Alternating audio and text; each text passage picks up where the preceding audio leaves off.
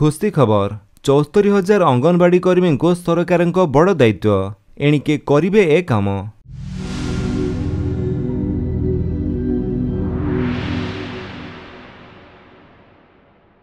एणिकी अंगनवाड़ी कर्मी को मिलिबो बड़ दायित्व। राज्य सरकार एने घोषणा मध्य करि सारिछंती। ओडिशा रे ईट राइट स्टेप राइट अभियान आरंभ हो सारिछि। एने राज्य सरकार लोकमानंको स्वास्थ्यकर खाद्याभ्यास नहीं परामर्श देबे। एथिपाई प्रस्तुति मध्य आरंभ हो जाइछि। उपमुख्यमंत्री प्रभाती परिडा कहिसंती 74,000 अंगनवाड़ी कर्मी द्वारा महिला को साधारण लोकंको स्वास्थ्यकर खाद्याभ्यास टिप्स दियाजिबो।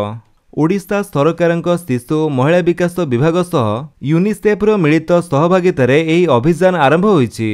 ईट right step right healthy diet campaign आज ओडिशा रे आरंभ होइछि। सेप्टेम्बर मास पोषणर मास।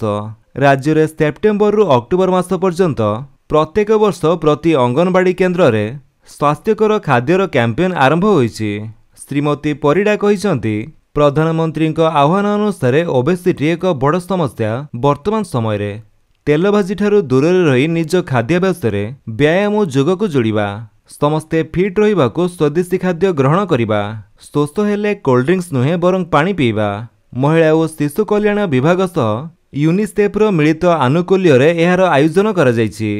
तो फ्रेंड्स ये थिला आपनको पई किछि अपडेट। जदि आपनको अपडेट भल लागि तले आपण वीडियो को लाइक कर दियंतु, आपनको सांगମାନଙ୍କ भितर शेयर करी जणांतु। आ जदि आपण हम चैनल नुआ चैनल को सब्सक्राइब करी बेल आइकन दबाई ऑल नोटिफिकेशन कर दियंतु ताकि जेतेବେଳେ वीडियो अपलोड करिवे आपण देखि परिबे। Thank you for watching.